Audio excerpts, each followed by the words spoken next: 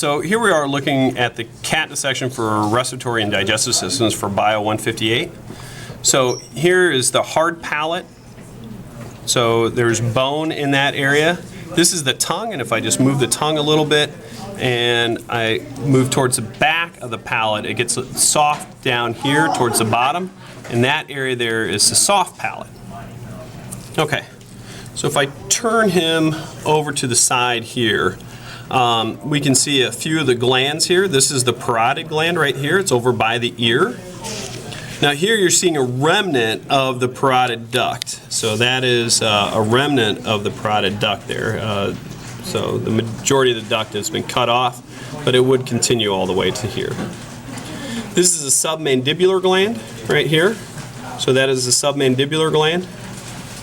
These two are lymph nodes right here. So those are lymph nodes. If we work our way down a little bit, now here is the larynx. So that's the voice box. And the cartilage that is right here is a thyroid cartilage.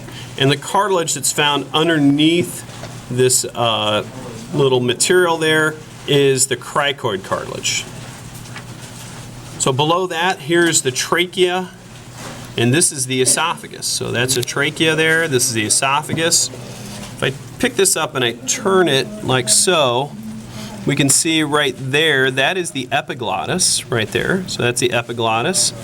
And right here, if I hold that off to the side, we can see an opening right there. So I know this is going to be a little hard, but there is the opening right there, and that opening is called the glottis. And I'm just going to kind of turn it open. And on either side of that are the vocal cords. Lay that back down. We follow the trachea down here. This is a bronchus here. There's another bronchus. So this is the left bronchus, right bronchus. These are the lungs right here. You're seeing a blood vessel going to those, and that is the pulmonary artery right there. Those are pulmonary arteries. So there are 1, 2, 3 right lobes to the lung, 1, 2, 3 left lobes to the lung. So this is the right superior lung lobe, right middle lung lobe, right inferior lung lobe, left superior lung lobe, left middle lung lobe, left inferior lung lobe. And then the one that's right here in the middle is called the mediastinal lobe. So that's a mediastinal lobe. This right here is the diaphragm. The diaphragm is going to separate the thoracic from the abdominal pelvic cavity. So on the diaphragm we can see this little ligament right there. So that thing right there, it looks like a little membrane, is actually the falciform ligament right there. This organ that's below the diaphragm is the liver. So if we can find, I got to split it right here, there's the gallbladder right there. You're seeing this lobe that goes around the gallbladder right there. That lobe is a right medial liver. So lobe of the liver. So the right medial lobe of the liver. If we follow the gallbladder down here, we can see this structure right there, and that is the common bile duct. So that is the common bile duct right there. Coming back up here, here's the falciform ligament again, and this separates the right medial lobe of the liver from the left medial lobe of the liver. This lobe is the left lateral lobe on this side. And if we follow this over here, here's the right medial lobe again. Below that right there is the right lateral lobe. And then medial to that is the caudate lobe. So that is the caudate lobe. You can see how it kind of cups the kidney there. So it's the caudate lobe.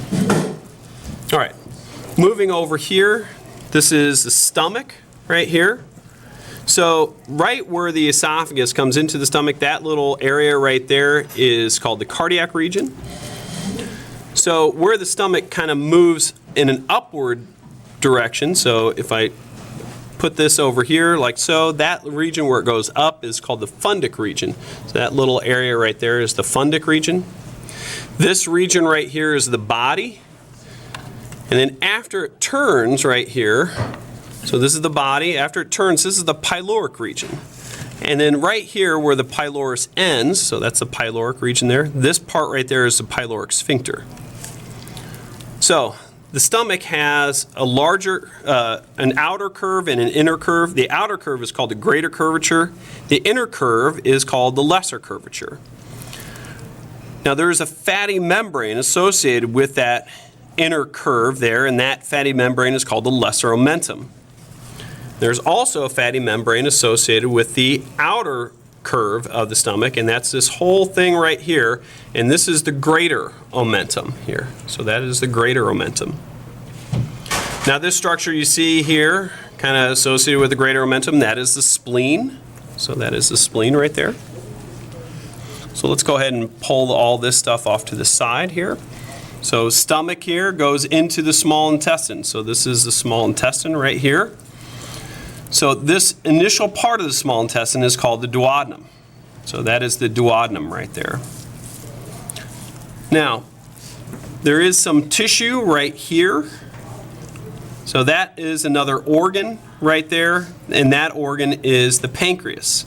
So that's right next to the duodenum. So that is the pancreas right there, right next to the duodenum. The middle portion of the small intestine is called the jejunum.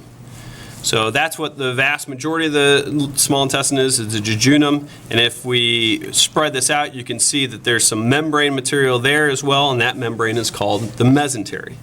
So that's the mesentery. If we find the end of the small intestine here, I have to flip this around. All right, so the end of the small intestine is right here, and this right here is the large intestine. So right here is the large intestine.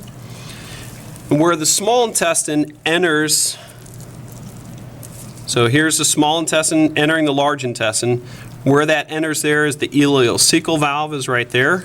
And this little nub, which I'm going to highlight a little bit here if I can, removing some of that fatty tissue away from it. That little structure right there coming off of the large intestine, that is the cecum. Okay. So now we have, if we lay the large intestine out correctly, here we have the ascending colon, this is transverse colon, and then this is the descending colon, and then down here is the rectum. Inside of the stomach, looking inside the stomach, are these little ridges, and those little ridges are called rugae. So those are rugae.